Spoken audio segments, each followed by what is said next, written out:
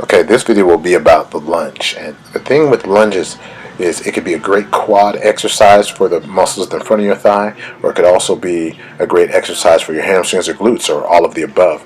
But it all depends on how you perform the exercise, which muscles will perform most of the work, or get the highest quality of the work performed.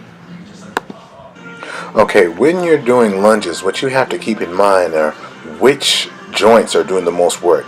Like right now, I'm moving at the knee joint, so that would be flexion and extension, and now I'm moving at the hip joint, which is flexion and extension, and also I lean forward a little bit, which is also flexion when you lean forward, and when you lean back is extension. Okay, again, if that knee is, if I'm bending more at the knee than I am at the hip, or than I am leaning forward, then that means I'm going to be using my quads more when I straighten out my leg.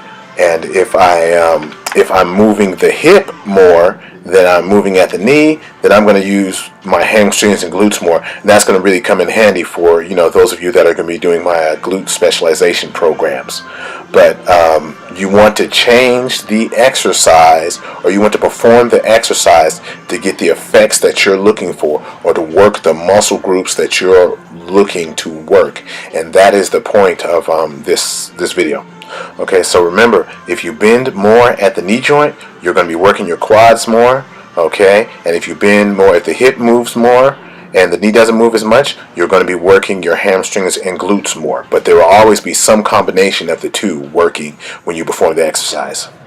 Okay, so I'm starting with the front foot elevated lunge, or the lunge onto a step, because it shows the knee bending more than it does at the hip. So you can really start to see the difference from when your quads are doing most of the work than when your hamstrings are going to be doing most of the work here. So as you see, there's more bend at the knee, which would have you work the quads. Okay,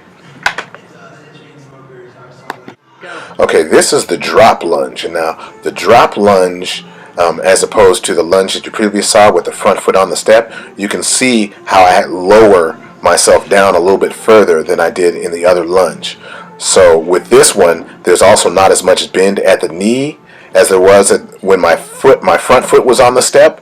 So you'll see that as I drop a little deeper, I won't have as much bend at the knee, and I will have more bend at the hip, and that will cause me to use the hamstrings and the glutes more than the previous lunge did.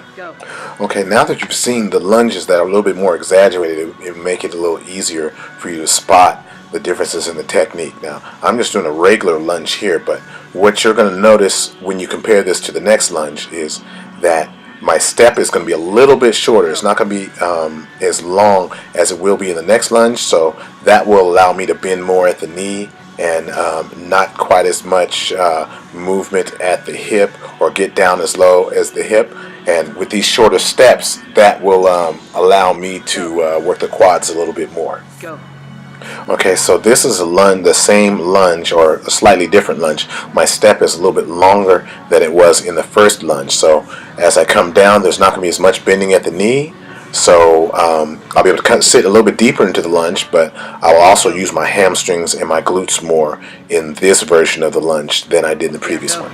Okay, and the same concept applies with the walking lunges. Right now, I'm having shorter strides as compared to the lunge that's coming up next, and you'll see more bend in my knees, even though I don't sink into as deep of a lunge as I do in the next one, which will have longer strides. As you're seeing here, longer strides, not quite as much bend in the knee, but I sink into a deeper lunge. Okay, the point of all this is not to tell you how to do the lunge. The point of it is to make you understand that how you perform the lunge can change the muscles that you're being worked, and that you should change the lunge in order to get what you want from it.